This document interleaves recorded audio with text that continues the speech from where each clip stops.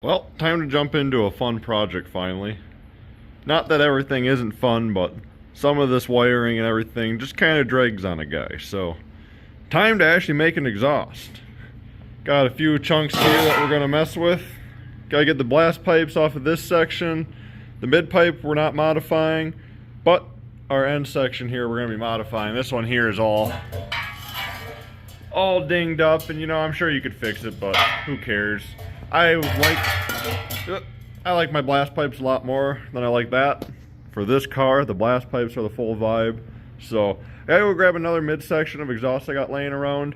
I'm gonna cut another resonator out of a crappy mid pipe and possibly put it in front of, behind the blast pipes, just to try and keep the tone down a little bit. It ain't gonna do much. This is still gonna be a straight pipe with blast pipes, so it's gonna be loud, but we're gonna see what we can do to tame it a little bit. So I'm gonna grab that other section, get some pipes cut apart, get that one mounted on the vehicle.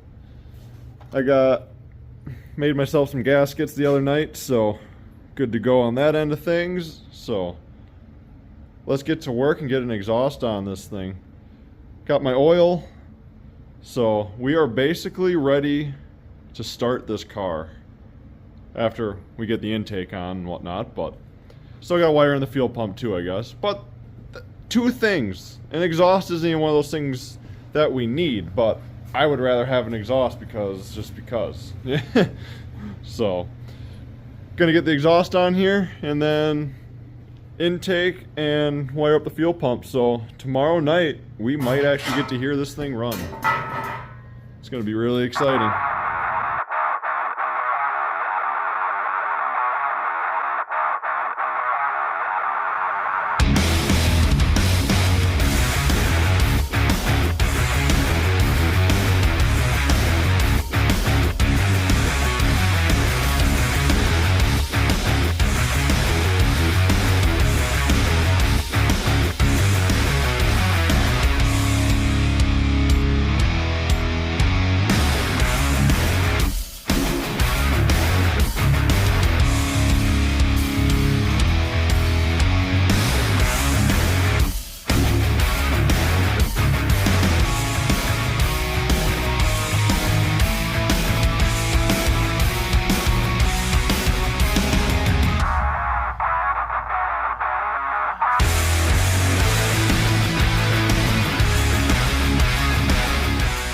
Well, the exhaust, of course, cannot be as easy as just bolt on the midsection and make the rear.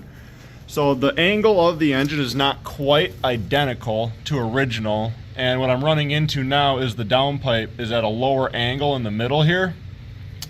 And my back of my midsection is actually now pointing right into my subframe. So I think I'm going to be pulling the downpipe back off, and we're going to see if we can tweak the downpipe up more to compensate for this. So yeah, as usual, it's never as easy as just bolting it together. 10 seconds later. Alrighty, well, my exhaust is officially making me very angry. I thought that this was going to be a pretty straightforward process, but fuck me for all that. So downpipe just seems to be my biggest issue, and now it's stuck. But downpipe does not want to line up. I've tried tweaking it and cutting it and doing a couple different things, but none of that is getting me to where I want to be. So we're just going to lop the stupid thing in half and start playing with it from there. I gotta raise it up a little bit, that way it needs to come up and be tweaked over slightly, and it's just not working out with bending it without being able to also bend the flange over there. So gonna do that so that the mid pipe and tail section can actually come out in the right portion, because always they keep coming out straight up into the subframe. So yeah, I've got a lot of stuff I'm gonna get really mad about over the next few hours. So yeah.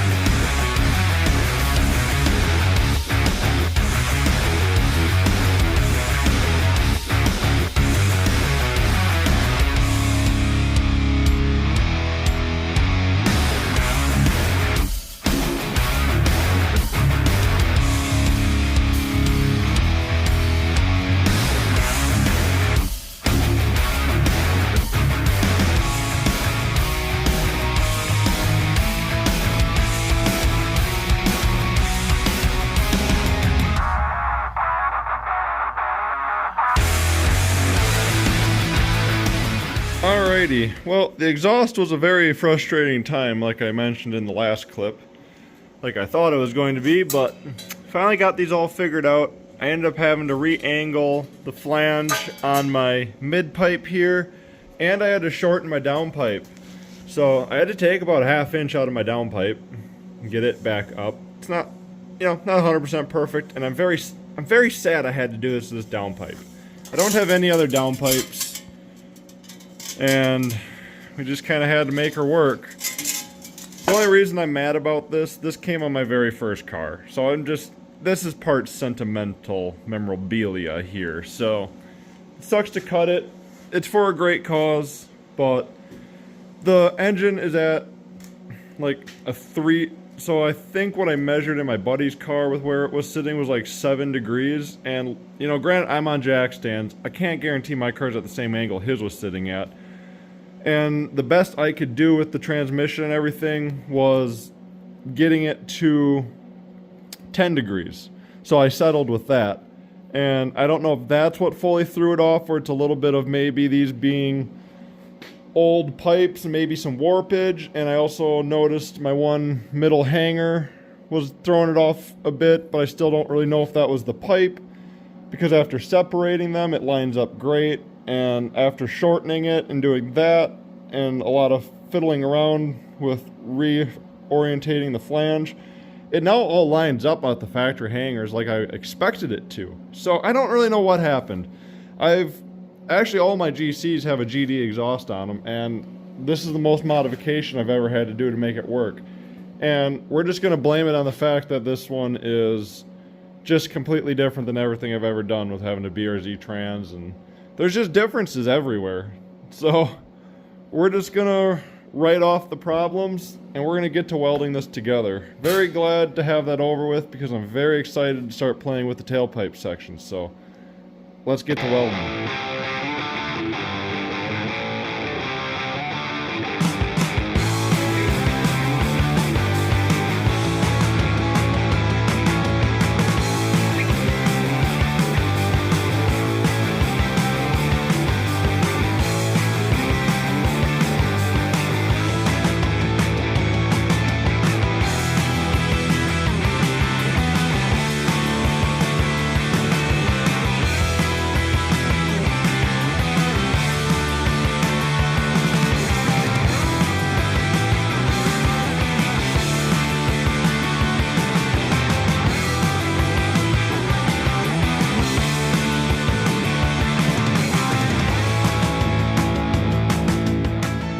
Well, last night turned into a pretty late night out here, but we've got ourselves some blast pipes hanging off the rear.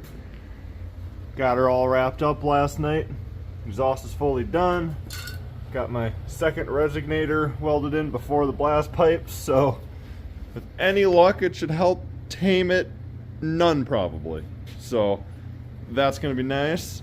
So we are on to little odds and ends of getting this thing ready to start. So I think I'm going to start out the morning here. I'm going to start wiring up my gauges, and then AFR and just a boost gauge. Those gauges are fine. And then we'll work on getting the intake on it, and once the intake is on it, we can then test for power and ground for the fuel pump and get that hooked up, and then go buy some fuel, find out if the fuel system is good or if any of my fittings are not gonna leak. We don't want those to leak, so cross our fingers they don't. So yeah, but either tonight or early tomorrow, I think we're gonna hear it live. And tomorrow maybe go for a test drive. That would be darn right cool. So gonna get to trucking along on here, and I'll start making updates as I go through. 2 hours later. Alright, well, step number 1 today to getting the car running was getting my gauges all wired up. So, got our wideband and our boost gauge. I sadly do not have the AEM oil pressure sensor, but oh well, it happens. Got them all wired up, so I ended up making some jumper harnesses here. did this in my white one. I took the plug from the clock, found the powers and grounds out of it. So if anybody wants to do the same thing, there's the pinout of which wires do what for the clock. And I wire up my gauges to them. It worked really good in my white car, so I don't know why it wouldn't work good in here. So heck yeah, gonna get that finalized and bolted back into place. And we are going to probably move on to, maybe I'm going to fill up the transmission before I put the intake on, I think. Because it might be easier to access the fill hole from up here with a hose and not have to worry about making a mess on any of my intake and stuff. So probably going to do that next. Most likely not going to film it. And after we get that filled up, going to get the intake thrown on and play with some fuel pump wiring. And my golly, we're going to be really close, so going to keep trucking along here. 1 minute, 37 seconds later. Well, we are on the home stretch of getting this thing started. Got the intake surfaces all cleaned up. Got the gauge panel all popped in. Pretty happy with it. Turned out really nice. The only thing I did not think about is I cannot actually get the screws in that fully secure it, but it's pretty good with the clips. You know, you can't just pull it out. You'd have to force it out, so not really too worried about them not being there. Either way, there's no temp control, so who knows? Should be good for a while, but yeah, we are on the home stretch here, so I'm probably going to set up the time lapse of getting the intake on here and buttoning up the odds and ends in the engine bay here for first startup, so let's just get right to it.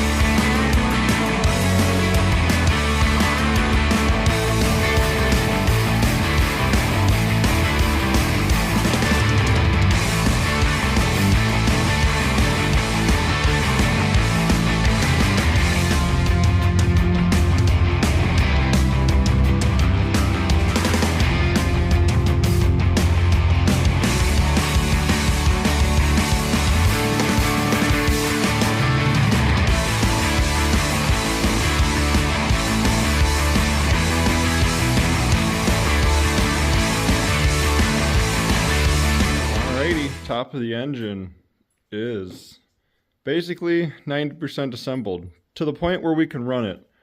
Well, not quite. I do need to go get some fuel line or go find some, see if I got some around here. That's a minor detail.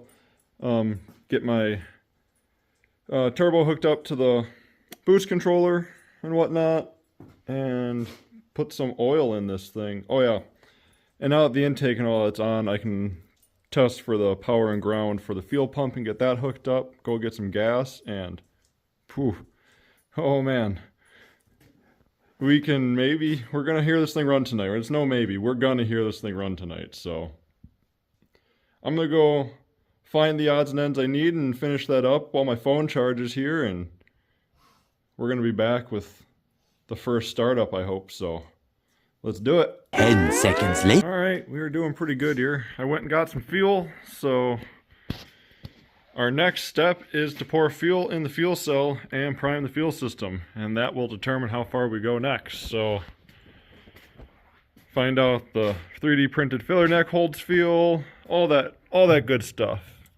Get my power probe out of here and maybe some other odds and ends first, but all gonna be a lot of fun. So I'm gonna get my phone set up, and well, of course we're gonna film putting fuel in this because that's so exciting right now. So let's fill this thing up for the first time.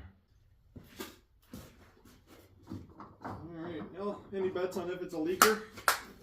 Something might leak, something might not leak. It's hard to say. I think he tightened that up. We'll find out real quick. I don't have the right size socket for it. We're just gonna hope we tighten those up. Well, I gotta tighten up fuel lines yet. Might as well grab a crescent wrench to do that right away.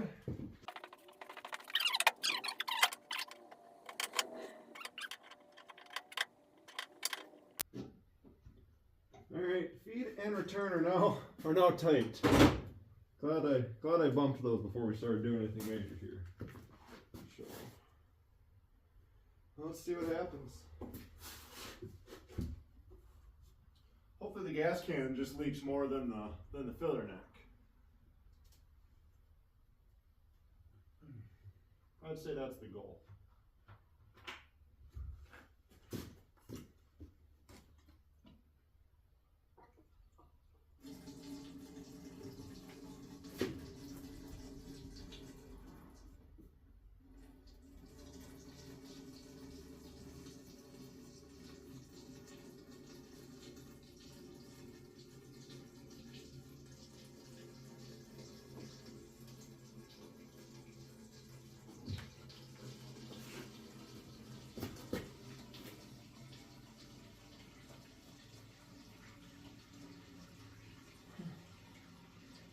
Well, I don't see a puddle yet.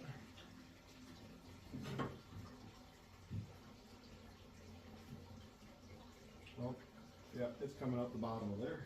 See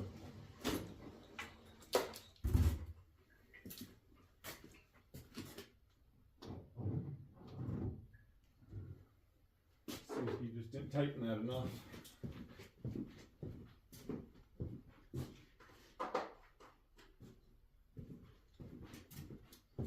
So yeah, it's coming out from around the bottom of where it goes on the top of this. Oh yeah, this isn't tight at all. Well, should have checked that beforehand, but now we know. So, put my rag in here to soak some of this up and try again. So I might as well check the other end too. Or he tightened that end, but forgot to do this end. Either way, our joint isn't leaking, so that's good.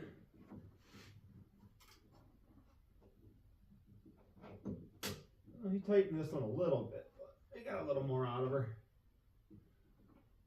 All right, let's try this again. Should be leak free this time.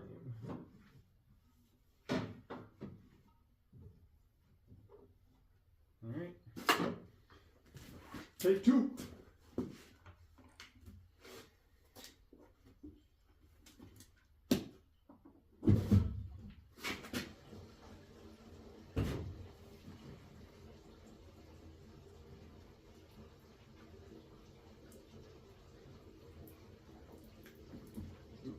Now we're leaking from the filler next, or from the gas can, or only at the angle I was pouring it, maybe.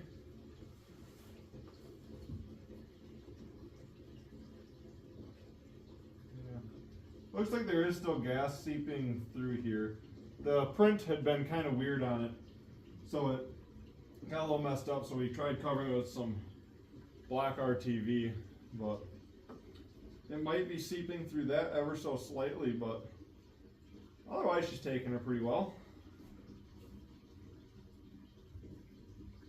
Get 5 gallons in it here. And this one's starting to give me an adrenaline rush. I don't know.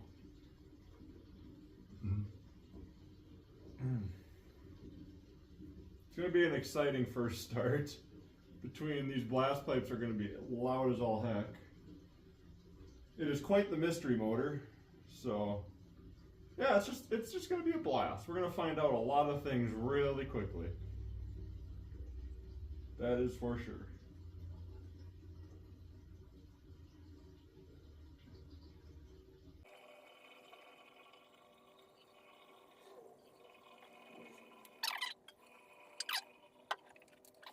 Well, we have successfully filled the car with fuel. This is what I'm talking about, where the print was weird and you can see it was seeping out through part of it. It kind of looks wet around the clamp here, so I'm guessing it's coming out around there. So, minor detail, we'll get that figured out. But I suppose it's time to turn on the key and find out if anything else leaks. This is the more nerve-wracking part than filling it up. Because filling it up should have went well, so, you know, that was expected. So step 1's complete. Let's go for step 2 here.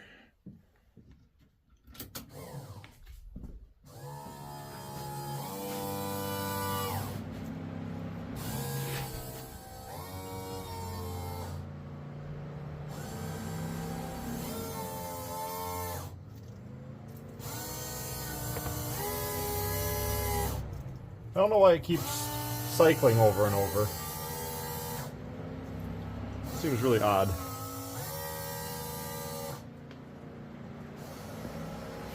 We got all kinds of things flashing in here. Engine light's going mad.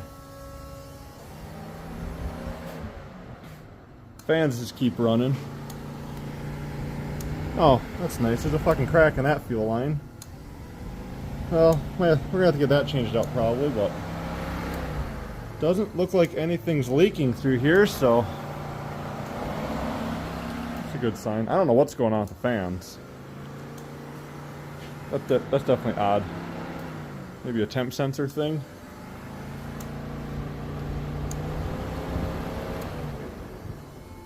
Nope. Goofy. Gonna have to figure that out, but I don't really know why the pump's just cycling like that either. Anyway, I guess I'll turn off the key. It's obviously holding pressure.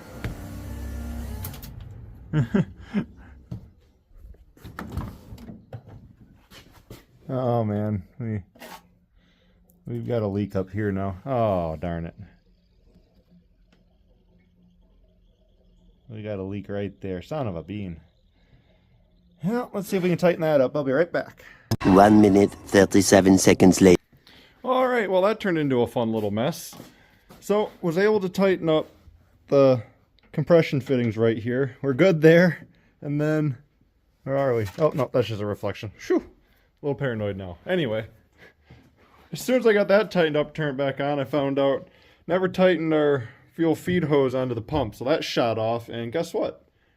Covered the whole trunk in fuel. So the part of the paint in the back and underneath is a little bit ruined. You can see where it's all wiping off, and on my hands I cleaned it up the best I could. So it's cleaned up and evaporated, and oh, that was stressful. But anyway, got that figured out. Our fuel system is no longer leaking, so that's a bit of a bonus. So time to throw some oil in it and hit this key for the first time. Oh, I just realized I gotta put a vacuum hose on for the brake booster. So I'm gonna take care of that quick, get some oil in it, and we're gonna try and fire this thing up. So heck yeah.